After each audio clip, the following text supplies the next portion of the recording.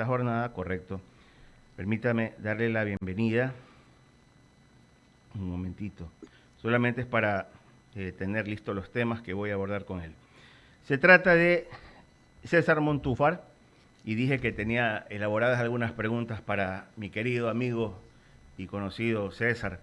Esperando que te encuentres bien, César, y gracias también por estar a esta hora con nosotros. Bien, tuviste el debate del día domingo, se han hecho críticas muy acerbas, si se quiere, han sido muy puntuales, incluso en portada de algún diario de circulación nacional, se la calificó de aburrida, otros adjetivos son monótonos, reiterativos. Sí, habida cuenta, César, y tú eres también un político que tiene, mejor dicho, una persona que tiene trayectoria política y que de igual manera siempre ha estado vinculando a la vida del país a través de diversas organismos, instituciones. A mí lo que me preocupa, César, es este déficit presupuestario. El gobierno lo habla de 2.500, otros de tal vez 5.000 millones, pero hay una serie de ofertas en el camino, de lado y lado, me refiero a los candidatos presidenciales, y entonces me asalta la pregunta, o me salta la pregunta, mejor dicho, ¿qué tan viable puede ser si primero no arreglamos o nos dicen el cómo primeramente, pero en base a algo que sea sostenible y que sea real? Es mi criterio y quiero escuchar tu criterio, César. Buenos días. Muy buenos días, un gusto conversar contigo y un abrazo desde la distancia, igualmente a todos los amigos y amigas que nos escuchan por I99. Yo creo que en realidad lo que podemos ya anticipar va a suceder es que muchas de las ofertas que los candidatos están realizando sencillamente no se van a plasmar. Uh -huh. Y no se van a plasmar por dos razones, que son razones obvias. La una, las restricciones presupuestarias que tú acabas de mencionar. Eh, si bien en los primer año del gobierno de Guillermo Lasso el resultado macroeconómico y el equilibrio de las finanzas públicas había sido uno de los logros principales del gobierno, ese logro se ha ido desvirtuando en Ya. los últimos meses y en el último año. Tú Y me el próximo mencionas. gobierno va a tener fuertes restricciones presupuestarias y además de eso, y un incremento importante de gastos que van a venir muy de la mano de el alivio, las medidas, las acciones que se tendrán que tomar a propósito del fenómeno del niño. Entonces, la situación fiscal presupuestaria del país va a ser mucho menos holgada y por lo tanto hay una restricción económica. Una segunda restricción que va a afrontar el próximo gobierno es una restricción de tiempo. Uh -huh. Estamos hablando de un gobierno de un año y medio aproximadamente. Y que ese año y medio no es solamente que va a faltar el dinero, va a faltar el tiempo. Entonces, en realidad, a mí lo que me parece es que ese discurso grandilocuente de las dos candidaturas más bien debería aterrizar en posiciones y posturas concretas sobre temas clave sobre los cuales el próximo gobierno tendrá que pronunciarse. Este es un gobierno transitorio, es un gobierno muy corto, es un gobierno absolutamente excepcional, no es un gobierno de 4 años y por lo tanto los candidatos, más que ofrecer lo que va a ser irrealizable por cuestiones de presupuestarias y por cuestiones de tiempo, más bien deberían aterrizar a plantear y a señalar temas y posturas y posiciones específicas sobre aspectos sobre los cuales sí les va a tocar decidir, sobre los cuales sí van a tener que tomar una posición y tomar decisiones que van a tener una importancia y una afectación enorme en el país. Correcto. Y decía yo que si bien es cierto, los ejes temáticos que se debatieron el día domingo, sí todos son importantes, definitivamente. Pero también es importante considerar que el principal problema que afronta el Ecuador es la seguridad. Y yo sí quisiera escuchar hasta el domingo 15 de octubre, o mejor dicho, días antes, porque de ahí en adelante viene el silencio electoral, si mal no recuerdo, a partir del día jueves, porque las elecciones son el domingo, hasta ese entonces escuchar qué es lo que van a hacer en el tema de seguridad, porque como insisto y reitero, solo escuchamos superficialidades, pero algo en verdad en concreto sobre lo cual podamos pensar y señalar, bueno, caramba, al menos tienen un plan ya trazado y que en el tiempo puede ser viable. ¿Tu criterio, César? Mira, estoy totalmente contigo, pero yo te diría que incluso habría que demandar precisiones incluso menores. ¿Ya? Por ejemplo, solamente en el tema seguridad, ¿quién va a ser la persona que van a designar como secretario nacional de seguridad pública y del Estado? Ujú. Es decir, Claro. eso es algo muy sencillo. No hablemos del ofrecimiento de que en el año y medio de gobierno se va a corregir un problema que por supuesto es un problema estructural y es un Así problema es. además de características transnacionales, es decir, Ujú. lo que está ocurriendo en las calles del país, sobre todo en algunas provincias del Ecuador, tiene que ver con una economía internacional ilegal asociada a los grandes carteles de la droga y las grandes líneas de exportación y de consumo, tanto en Europa como Estados Unidos. Ujú. Por lo tanto, ahí estamos frente a un problema grueso que ni Colombia, ni México, ni Perú han podido resolver en décadas. Eh, pero digamos al menos que nos digan quién va a ser la persona encargada de aquello, ¿Ya? cuál es el perfil de esa persona, qué experiencia va a tener, cuál es su visión sobre el problema. Entonces, digamos, sí, es importante cuál va a ser, determinar cuál va a ser su plan de seguridad, pero le diría incluso menos que eso, comencemos porque nos señalen quién va a ser la persona encargada del tema Ya, seguridad. qué elegancia. Y creo que ahí ya, con eso ya tendríamos bastante. Sin embargo, lastimosamente, ni a eso se llega en el caso de los candidatos que en este momento están deseando para segunda vuelta. Un tema fundamental, por ejemplo, también el tema en el ámbito de seguridad, es cuál es su visión Cambio. respecto a aspectos de cooperación internacional. Recordemos que en el Ecuador, a partir del gobierno de Rafael Correa, por ejemplo, se desmanteló, se retiró de Manta un puesto operativo avanzado que tenía Estados Unidos y que era hasta ese momento una de las estrategias, una de las formas a través de cooperación internacional donde se combatía el tema del narcotráfico. Yo no estoy necesariamente diciendo que hay que volver a instaurar la llamada base de Manta en el Ecuador. Pero esa era una línea de cooperación que se desmanteló con el gobierno de Correa. ¿Cuáles son entonces, desde la perspectiva de los candidatos que están terciando para la segunda vuelta, su posición respecto a la cooperación internacional? Creo que eso es fundamental.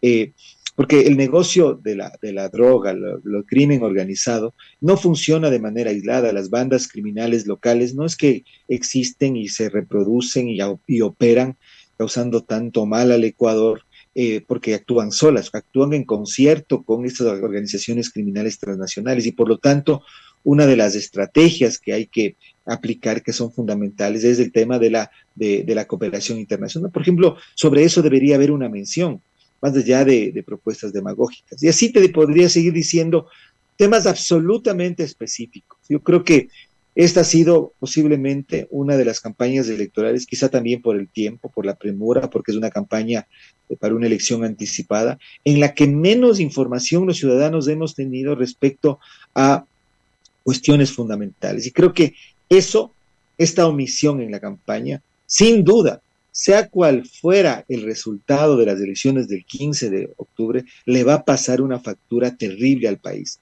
Porque cuando se instale el próximo presidente o presidenta, sencillamente no vamos a saber qué es lo que va a hacer. Posiblemente ni en los equipos en este momento de gobierno se sabe exactamente, o de las candidaturas se sabe exactamente qué es lo que se va a hacer. Por lo tanto, yo diría, en realidad, esperemos que en estos días al menos se avance en pedirles precisiones a los candidatos.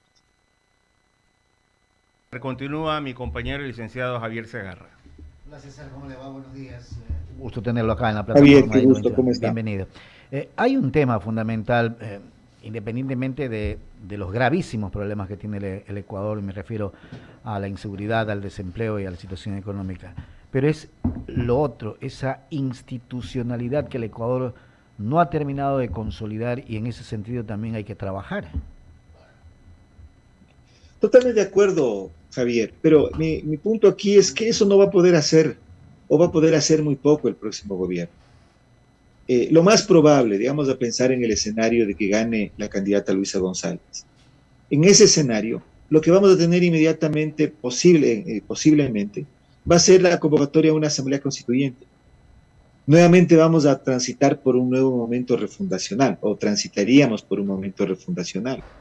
Sabemos que si es que la candidata González gana la presidencia, el objetivo político de su movimiento es el restablecimiento de su máximo líder, además prófugo de la justicia, Rafael Correa, como actor político y electoral con plenos derechos. Y por lo tanto, para eso la vía de la Asamblea Constituyente es la vía más expedita.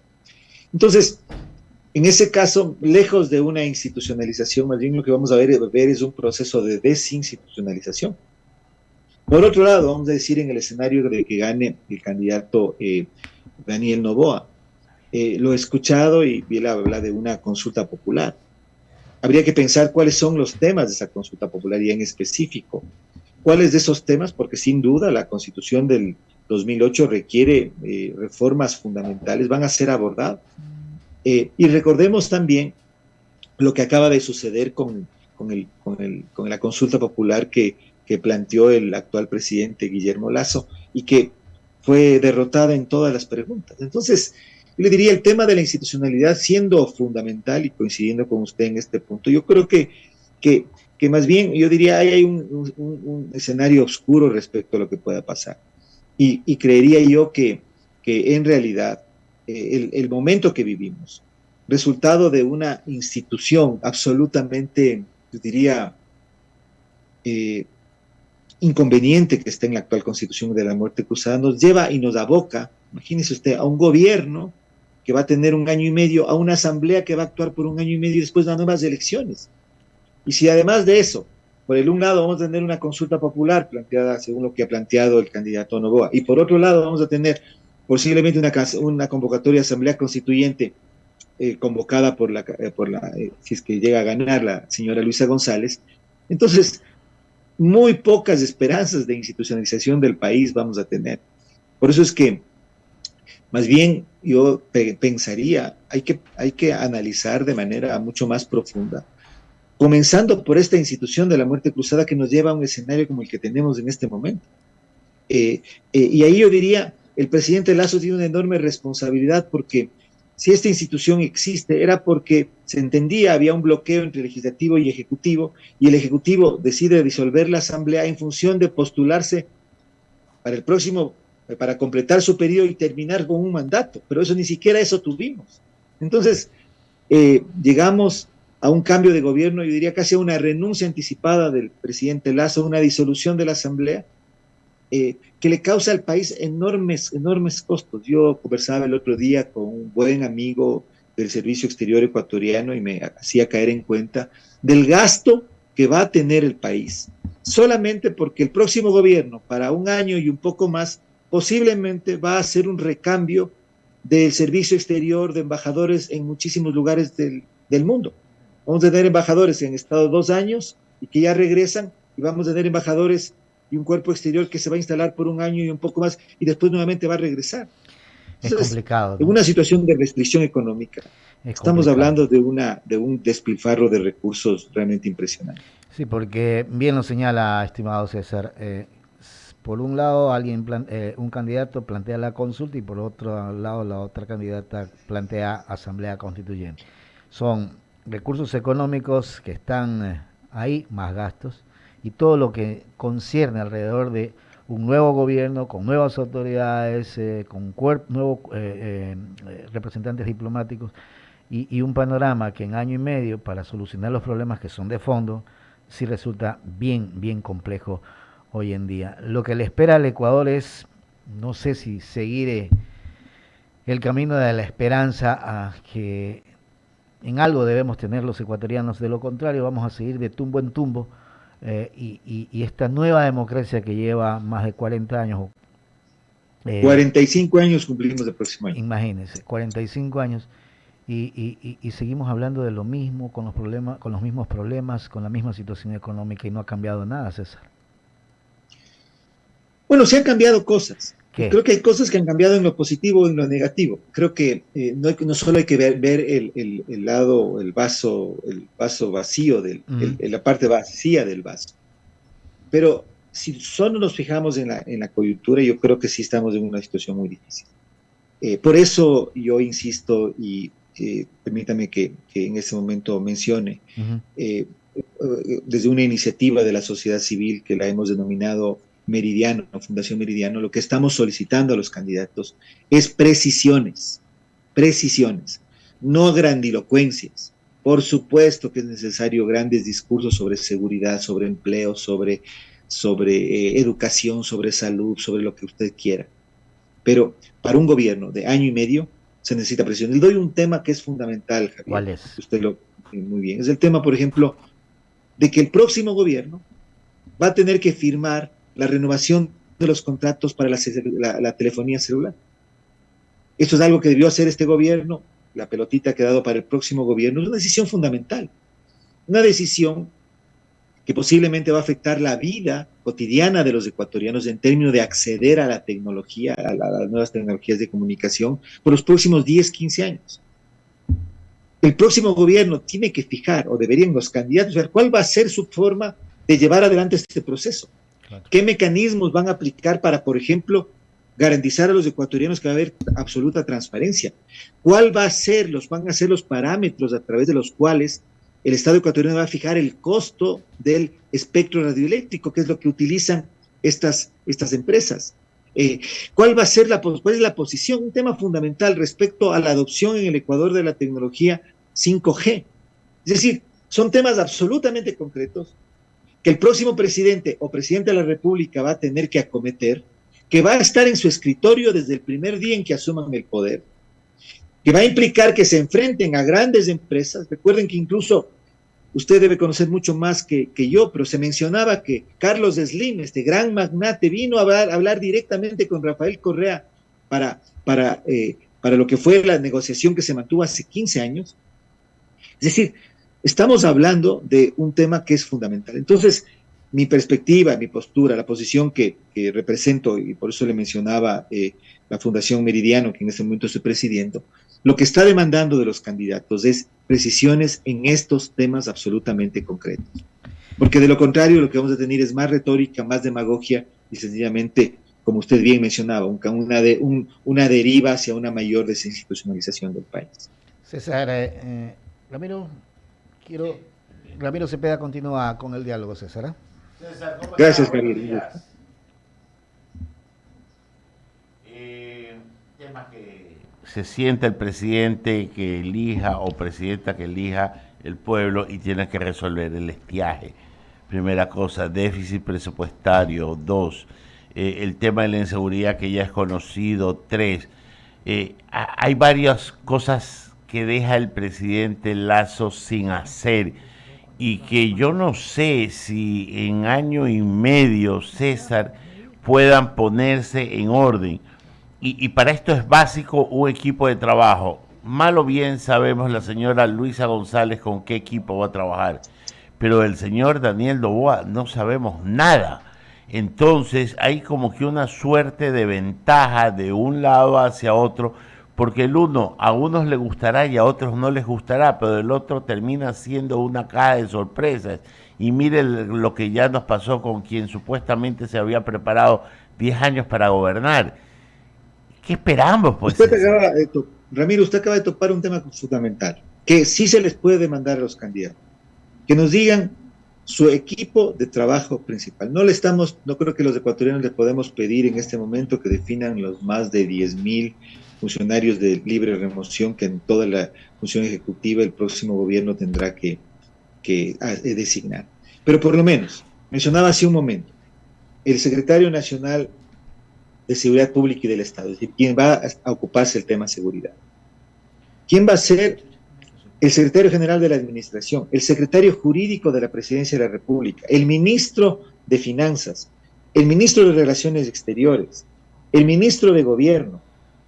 Un cargo que es fundamental, el presidente de las empresas públicas. Recordemos que gran parte del escándalo que ha llevado a la muerte cruzada, o que llevó a Guillermo Lasso a la muerte cruzada, fue el escándalo que se levantó alrededor de la persona que manejaba las empresas públicas, EMCO, la empresa coordinadora de empresas públicas. ¿Quién va a ser esa persona? ¿Quién va a ser la persona que va a estar a cargo del Ministerio de Energía, que va a estar a cargo de la producción energética. ¿Quién va a ser el gerente y presidente de Petroecuador? Es decir, hay unos 15 cargos fundamentales que cualquier candidato a la presidencia de la República al menos debe tener en mente a quién va a designar. No se diga ya un candidato finalista en segunda vuelta. Entonces, el que definan con claridad quién va a ser su equipo, creo que es absolutamente fundamental. Y creo que en ese sentido podemos hacer causa común todos los ecuatorianos, los medios de comunicación, la sociedad civil, las personas que, gracias a la generosidad de los medios, tenemos alguna posibilidad de incidir en los espacios de opinión, de que nos digan su equipo de trabajo. Y usted lo acaba de decir muy bien. Uno de los grandes problemas que ha tenido el gobierno de Guillermo Lasso y el presidente Lasso ha sido que no tuvo equipo, que su equipo no estaba, o las personas que designó no tenían las condiciones, las competencias para poder asumir cargos de esta magnitud y tanta importancia. Entonces yo creo que ahí hay un punto específico, que nos digan al menos de estas 10 personas sobre los cargos más importantes de la administración pública que deberán designar y que posiblemente esperamos actúen durante el periodo de su gobierno, porque lo más probable, como tenemos o como ocurre en el Ecuador, es que estos cargos están allí por poco tiempo, o funcionarios están allí por poco tiempo y tenemos un recambio que además no es de ninguna manera positiva. Coincido con usted, yo no tengo absolutamente ningún optimismo de lo que va a pasar. Yo creo que el presidente o presidenta que venga en las próximas semanas tendrá es que surfear la ola del país y ver de atacar dos temas puntuales. No creo que va a haber tiempo ni para consulta ni para asamblea constituyente, porque el país se está incendiando y no hay cómo hacer una kermés cuando el país se está incendiando. César, totalmente. Agradecerle por habernos acompañado a esta hora de la mañana. Siempre sus criterios son esclarecedores y su punto de vista un referente que hay que tomar en cuenta para contrastar las posiciones nuestras y las de los políticos también. Que tenga un buen día. Te agradezco muchísimo. Buenos días. Gracias. Gracias. Montúfar, la verdad que hay temas que de alguna u otra manera uno dice, bueno, ¿y qué es lo que va a ocurrir en el próximo